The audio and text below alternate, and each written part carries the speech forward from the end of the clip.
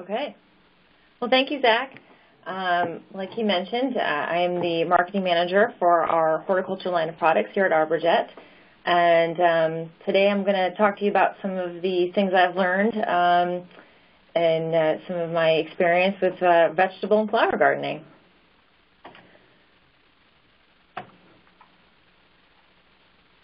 And I'm going to see if I can, there we go.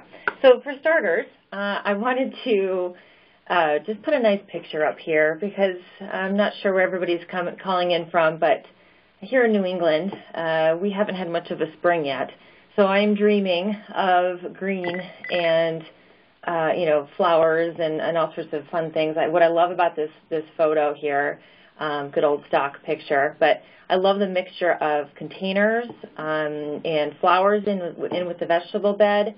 Also kind of the fun, we've got a headboard there with the sign on it. And so I just really love this, and I thought I'd give a nice little inspiration for everybody as we get started and start thinking about what we want our garden to be like this year, this season. So my theme that I'm really kind of working on here is to work smarter, not harder. It's really easy to kind of get into the weeds, so to speak, when you get going with your garden. And so I really just kind of want to talk on these six items here and some ways that we can, kind of not have to work so hard and spend a little more time enjoying all the time and effort that we put into our gardens. So for starters, planning. I actually have two slides here. Really, it's important to start small. You don't have to go so big, especially if you're just starting out with a garden. It could just mean that maybe you buy a container or you kind of dig out a little spot in the yard. You don't feel like you need to kind of go big or go home here. It's okay to ease into gardening. And it's okay to play. So on that note, I really want to just stress that, you should have fun with this. And so, pick out your favorite plants that you want to try to grow. Maybe mix in something new every year. Try to grow a plant you've never tried to grow before. The nice thing about starting from seeds is you can generally, try something out without putting a lot of money into it. So it's okay to fail. There's a lot of factors that are going to happen, like weather in particular, that you just can't control. And so if something doesn't go right, try not to get too frustrated about it, and try to have some realistic goals early in the season, because for me, I'm trying to keep myself in check. I actually just moved into a new house. So I have this yard that I can't wait to dive into, but I have to keep reminding myself that I got to take it one thing at a time. I need to budget. I need to make sure that I don't go overboard just yet. Maybe next year, but for now I need to let myself kind of ease into it. So have a realistic goal about what you want to plant, how many things you want to plant, and what your budget is. I have my next bullet here is money versus satisfaction. So something to keep in mind as you're planning your garden is, what's the reason that you're doing a garden? Are you doing it for just the satisfaction of, to me, there's nothing better than you put all this work into a garden, and then at the end of the season you've got tomatoes and cucumbers and beautiful flowers that you can cut and bring inside, and things to share with your neighbors. It's just there's a lot of satisfaction in there for me. Plus I get some exercise. But for some people, it's about growing food and to save some money at the grocery store, and or maybe they're growing food to help their children understand where their food comes from, and there might be a budget involved. So if the goal is to save money at the grocery store, then you need to plan out your garden a little bit differently than somebody who's just kind of doing it for fun. So there's definitely there's a real thing of having a tomato that you grow yourself. That yes, maybe you save money at the grocery store, but if you had to go out and you decided that you wanted to go with the all organic soil and you bought the nice, brand new $100-something garden bed that's on wheels, and you can kind of really go all out. Just make sure that you're realistic on what that cost is going to be. To that point, really thinking about what your containers are going to be like. Do you want to take the time to repurpose something? There's some really cool garden bed materials out there now, from using metal tins to some people just use buckets. There's some really neat like reclaimed wood things that people are doing. So there's a lot of fun stuff out there. Kind of consider your budget and consider the amount of time that you want to spend into repurposing something. Spacing is important. So you might not have a lot of space, and which is really, now there's so much more resources available in terms of vertical gardening and container gardening. So do you want to go that route, or do you have a little bit more space that you can, place something in the ground? Also, plant spacing. You need to keep in mind that zucchini or a squash, you start off with this little seed, but the next thing you know, you've got a whole huge area that's taken over by this plant. You need to consider that how large your plant's going to get ultimately before you start putting a bunch of stuff next to it. And so in that sense, utilizing a garden planner is always helpful. And there's a lot of different resources online for those, from things you can print out and just kind of write up, or as well as I've seen some cool ideas of people using like a photo album, and they'll keep all the little tags and stuff that they have from the plants that they've purchased, or the seed packets, and they'll keep it in the photo album. And then, you could always add little notes and things like that to it. So you could say that, where I, planted it, it was too shady, didn't get enough sun, or that spot's too dry. So, kind of always taking notes throughout the season and saving some of those resources is always helpful. And then something to plan and think about is, do you, want to get something, grow it from seed, or do you want to go to the store and buy something? For me, like I said, buying the new house, I'm not in a situation right now where I was able to set up anything indoors. So I don't think I'm going to be able to really grow anything from seed this year. And so I'm probably going to rely on going to my local garden center to buy some plants. If that's the route that you need to go, one thing that's important and reason I like going to a garden center is I can ask them, what they use to grow the plants. So if being, or certified or all 100% organic is important to you, then that might be something you want to ask.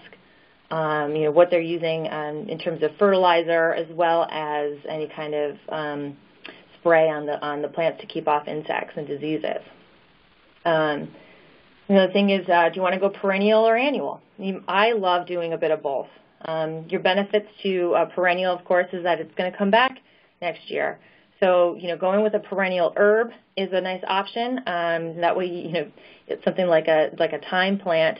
I've actually divided mine up a couple times now, so I have multiple plants around the yard, and that's a nice option. You get to have that continually coming back, and then your annuals are nice because if you do an annual flower, one, you've got always have flowers happening in the garden, so you've always got that pop of color mixed in, and it also it's going to attract pollinators and beneficial insects.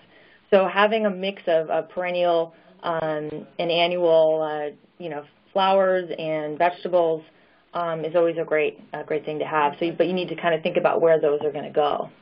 And then I also, like I said, I love mixing the vegetables and the flowers. So always, it's nice to kind of consider that, but you do need to plan that out a little bit, especially before you go to the store if you are on a budget. All right, moving on to planting. So one of the key things I always try to tell people is that you don't have to feel like you need to plant everything at once. So one of the nice things is a lot of, on the seed packets in particular, you'll see that there's time to maturity on there. And so some things are going to mature a lot faster than others. So you might be able to plant them multiple times in the garden. And so this is called succession planting. So basically it means that you plant something, you harvest it, and then you plant something else.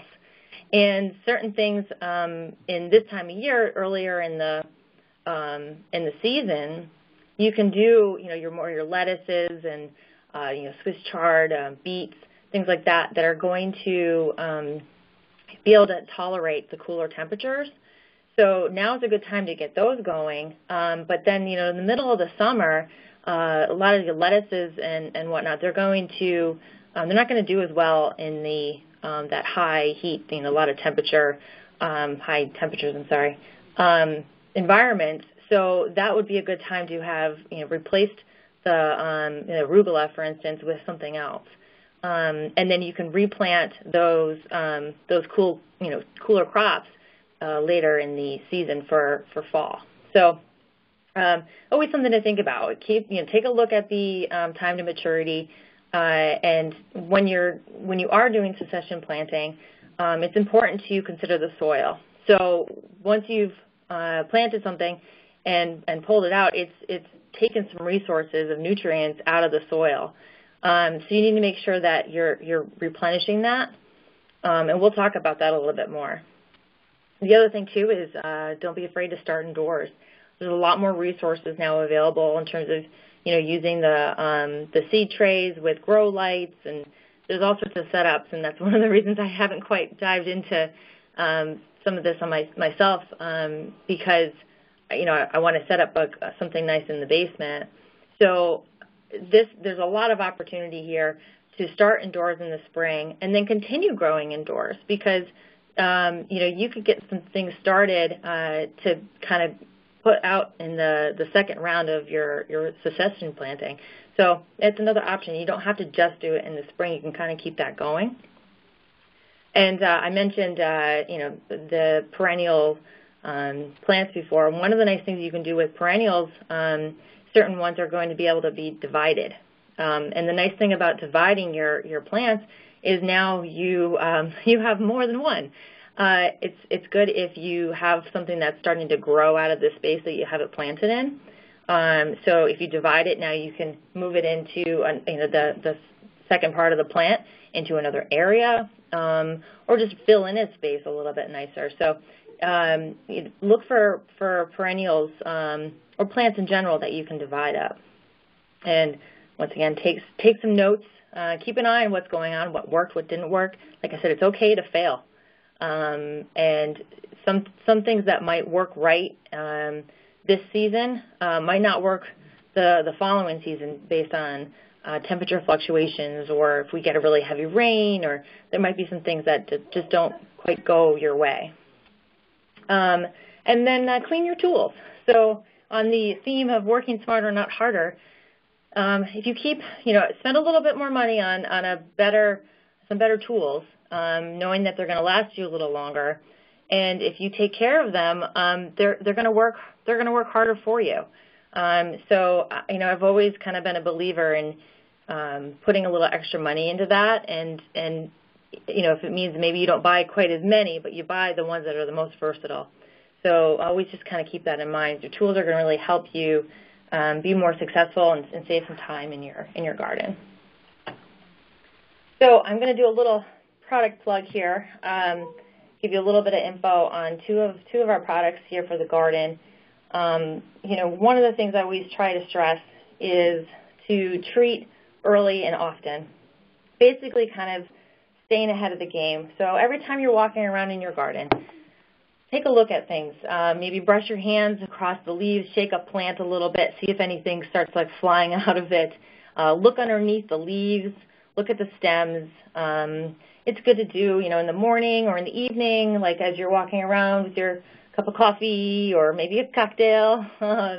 Enjoy the garden a little bit and poke around, see what's going on, because and keep an eye on it, because if you can catch an insect or a disease infestation before it really starts to be a problem, you'll be able to treat much more effectively, and you won't have to use as much product. so you'll save some money, and then ultimately, kind of just save the stress of dealing with a problem. And then generally what I recommend is using softer type products like the ones I have here with Azosol and Eco One Garden Spray. So, something that's got botanical oils or botanical ingredients, things that you are typically more familiar with in terms of the ingredients, and utilizing products that have an organic label, I think, is always a good way to go. You don't have to go organic, but keep in mind if you do decide to do that they typically, one of the reasons they are organic is because they're not as lasting in the environment. So they do need to be used more often. And so you've got kind of this nice benefit where oftentimes you can spray the same day that you harvest something, but you do need to keep an eye on things. They're not going to work the same way as some of your more traditional chemistries. And then just to kind of give you a little bit of info on Azosol here in Eco One, Azosol is a powdered neem, and it basically goes completely into solution. So the benefit here is that once it's in solution, it's going to go wherever the water goes, and the active ingredient is called azadirachtin. And what that is, it's a compound found in neem and from the neem tree. And what that does is it keeps insects from feeding, reproducing, and moving to their next stage of life. So it's an insect growth regulator. So as a powder in that form, once it's dissolved, it's not going to smother anything because there's no oil. So that's going to be a slower process to see control, which is why it's really good to use Azosol in a more preventative measure. So if you do a spray, you can also do a soil drench. What will happen is it will get into the leaves, and then anything that's chewing or piercing or sucking on that leaf, it will gradually, like I said, its growth will be controlled. If you need to get more of a knockdown, then I recommend using Eco One Garden Spray, which is in botanical ingredients. It's made from linseed oil derived from flaxseed, as well as thyme and peppermint. And so what it's going to do is it's going to smother the insects that are currently on the plant, including mites, and it will smother any bacterial spores, or fungus spores, I'm sorry. So the fungus won't be able to spread. So that can also be used preventatively if you want to keep powdery mildew off of your plants. There's a lot of plants that are really susceptible, like your squashes, and even like a lot of flowers and stuff too. So if you can get a spray on there before those spores are developed, then you're more likely to keep that plant healthy and at least growing to the point where it's going to give you a good harvest. Something else to work with are beneficial organisms. So bringing in flowering plants into your garden is going to help attract those beneficial insects. So a lot of the insects that eat other insects also utilize they utilize the flowers as well. So that's something that you should always kind of consider, is that you want to have these kind of diversity in your garden. So if you're seeing the beneficial insects like ladybugs or praying mantis or something like that, definitely let them go to town a little bit. So if you wanted to back off on your sprays, you could do that. There's a lot of sprays out there that say they're bee safe. They likely are if they're not spraying the bee directly. So make sure that you're not spraying your beneficials or pollinators directly with any kind of product that has an insecticidal claim on it. So keep that in mind. You are going to affect them if you get the spray on there. So try to spray at times of day where your pollinators and your beneficials are not as active on the plant. And then something else you can try is some cloth covers. That seems to be more helpful, especially with like beetles and things like that. A larger insects, that's always an option. And then there's always do-it-yourself. You know, there's a lot of things that you can find on the internet these days, and you know, there's certainly something to that. And if you want to save a little money, but sometimes if it's easier, you know, I'm all for working with a company that I'm comfortable using their products. You know, of course, I'm a little bit biased, but it's something to consider. I mean, a lot of times there's inactive ingredients that are used, and they just help to, maybe they help to make the product stick better to the plant, or kind of smooth out over the surface, or they just have like, you know, it makes better with water. So those are often components you may not really necessarily have access to in your cupboard. So something to think about. All right, so on to weeding, the dreaded chore of gardening. So with weeding, you know, you kind of need to think about how much time do you want to spend on something like that. You know, you see a lot of people who are saying, well, spend 30 minutes a day. And, well, I don't really have 30 minutes a day to weed. So you kind of need to prioritize. So one of the things you can do is above all, is mulch. So mulch is really going to help to you know, do a lot of things in the garden, but it's going to help keep those the weeds out. It's going to help keep the seeds from germinating.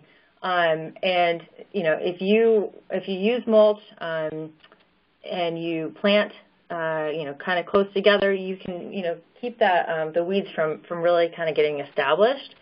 Like I have here, don't let them go to seed.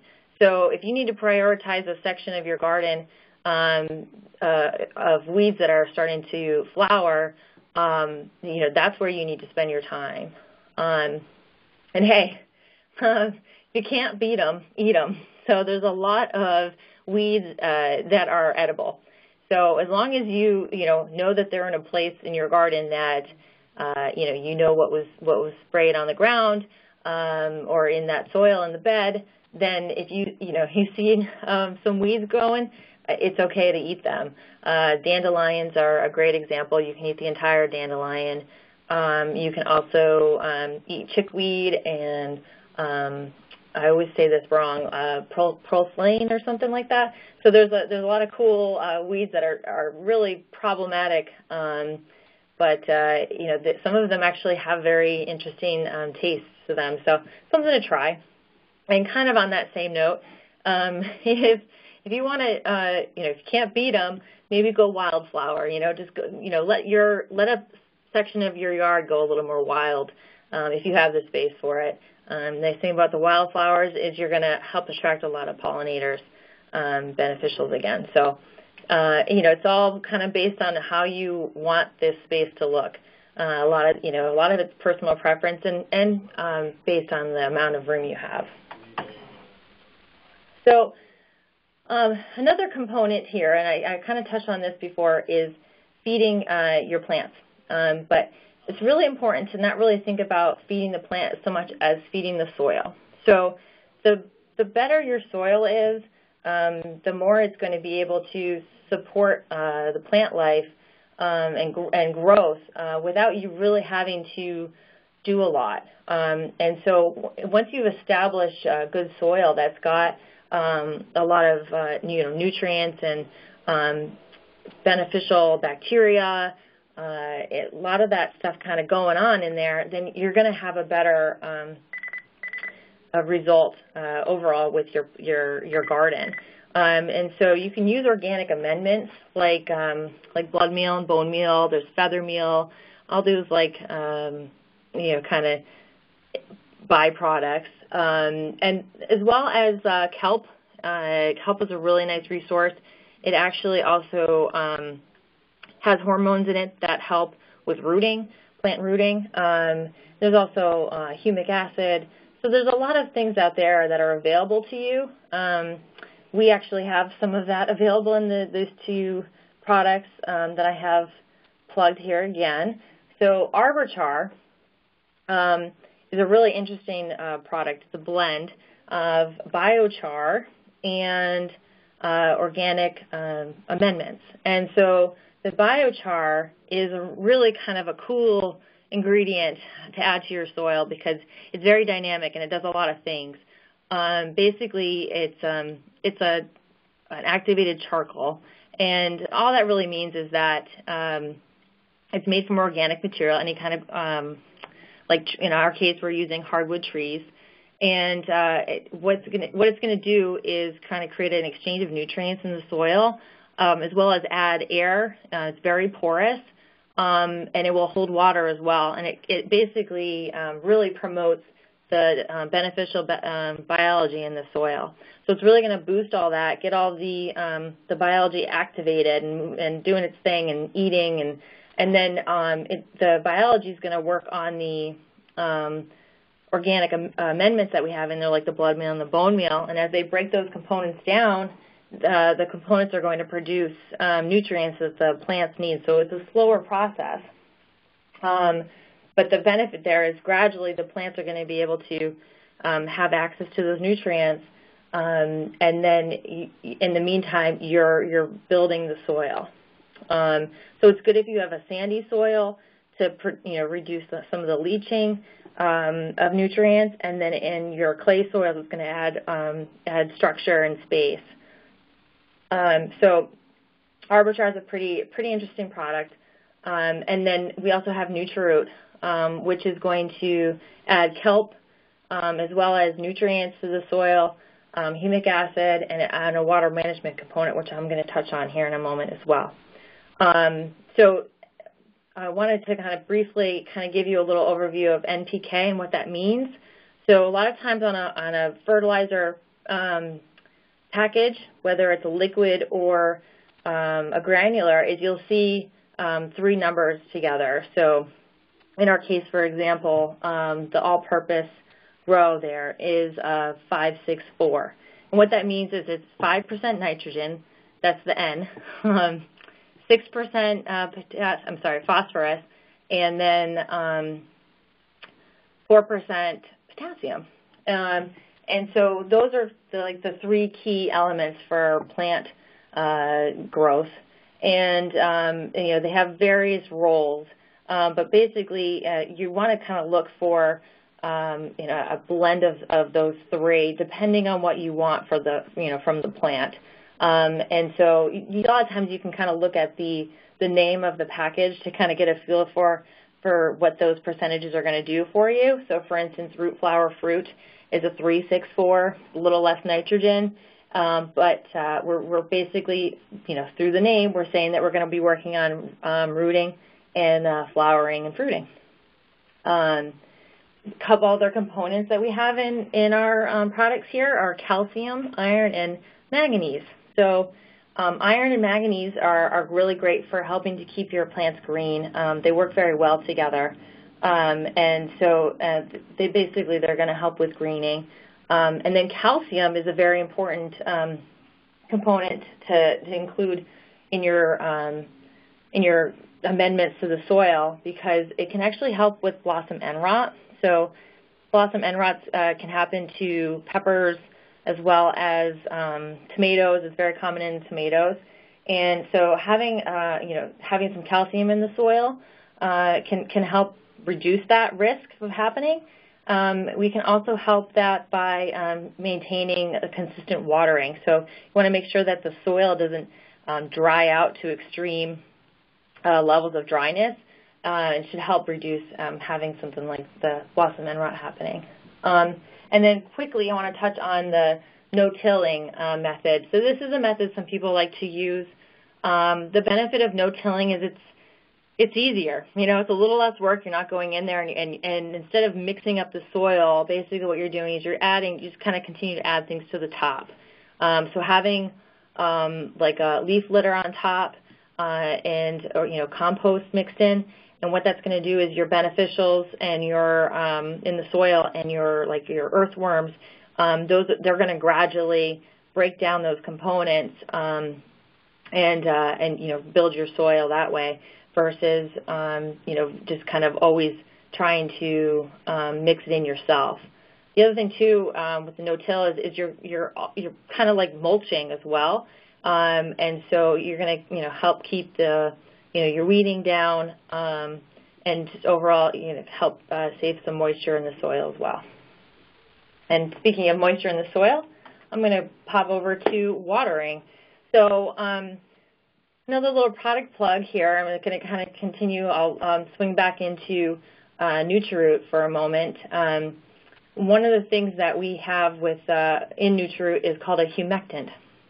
And humectants and hygroscopic compounds, what they're doing is they're basically pulling the moisture out of the air and condensing it back into a liquid. And so you're going to apply NutriRoot directly to the soil. It's going to help coat the roots and basically add moisture into the soil and for the roots. So you're creating a better environment for all that biology that we were just talking about, getting them activated in an environment that they can do their thing. And then on top of it, with NutriRoot, we're adding in all these other things to the soil. So really building your soil while reducing how often you need to water. So humectants are a nice way of reducing your watering across your your entire landscape. Really great for hanging baskets; those dry out so much. Any kind of containerized plants. It's good. It's a nice option for like a vacation situation. If you're going to be gone for a while, make sure you utilize a humectant before you leave. The benefit of doing that as well is it versus like a polymer or some of those absorptive type of materials is one, it's not going to disturb the soil. So as some of those polymer type products, as they expand in the soil, they're going to move that and then gradually get smaller as they release the water back to the roots. And so you can potentially be disrupting the soil. And they also last a lot longer. So I was talking about the organic thing a little bit before, where you've got an ingredient or a product that doesn't have as much of a residual, and the benefit is that it's not as lasting in the environment. This is a kind of a similar thing. Humectants typically are broken down by the biology in the soil. So you'll get about 30 days out of a product like NutriRoot of water management based on kind of what you're looking for. So I'm not saying you can go 30 days without watering. It just means that you would maybe water about like 30 to 50% less often. Get a little bit more time in between waterings. So also really important with water management is mulch again. So the more organic matter, like compost and mulch that you have, that's going to help to basically keep the water in the soil so it's not evaporating as quickly. And so you're going to help get a little bit more time in between your waterings when you mulch. It's helping to prevent the extreme conditions again, like I was talking about before. So mulch is really important. It's also going to help. Mulch helps, especially with like tomatoes, where there's a lot of times there's like fungus on the soil surface. When you water, the soil splashes up onto the stem and the leaves of the tomato, and then therefore you're getting the fungus now on the plant. So that can really be a problem. But if you put mulch down, that mulch will help to prevent any kind of splashing onto the plant. So that's something to think about too. Drip irrigation and timers. So we talk about working smarter. If you can set up drip irrigation, the benefit there is that the water is going directly to the plant versus kind of everywhere else. And you don't have to worry about if you've got windy conditions, the water spraying in places that you're not watering the sidewalk, for instance. So it helps to, localize the water where you want it. And then setting up timers is always great. Once again, if you don't want to spend, all afternoon watering your plants or evening when you get home, this is an option. You have that timer go off, right at, say, like 6 o'clock every day. or every other day, and you know that your plants are going to be watered properly. So another thing to think about is planting drought-resistant plants. So you might have an area in the yard that maybe gets a lot of sun or is kind of far away from the hose, like your hose doesn't reach there easily. If you put drought-resistant plants there, then you can, feel a little bit better about maybe missing watering or knowing that they're going to be able to tolerate those types of conditions better than some of your, your annuals or more delicate plants. All right. So wrapping up here, I just wanted to touch base on a website that we have called thedirtondirt.com, and it's a community space where we talk about gardening. It's for gardeners of all shapes and sizes. So we're pretty big on the social front, engaging with other people who like gardening and are talking about gardening and have questions. So we're on Facebook, Twitter, and Instagram, and we'd love for you to join our community and be involved. And if you have any questions or if you want to, share information, we welcome that. And finally, and if you want to get in touch with me or the Dirt on Dirt team, I have a couple email addresses here for you and the office phone number. We definitely love to, like I said, be involved and see what your thoughts are. And if you have any other questions, I want to make sure we can get those answered for you. So thank you very much, and we'll open up for questions if anybody has anything. Yeah, so like Kristen said, if anyone has any questions, feel free to either type them in or that you have a question, and we can get you unmuted and get the questions going. So if anyone's got anything, feel free to ask.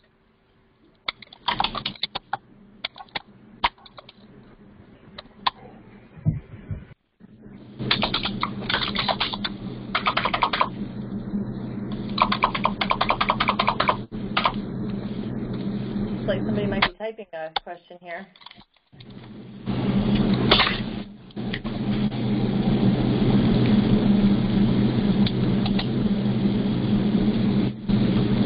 What do you guys signs?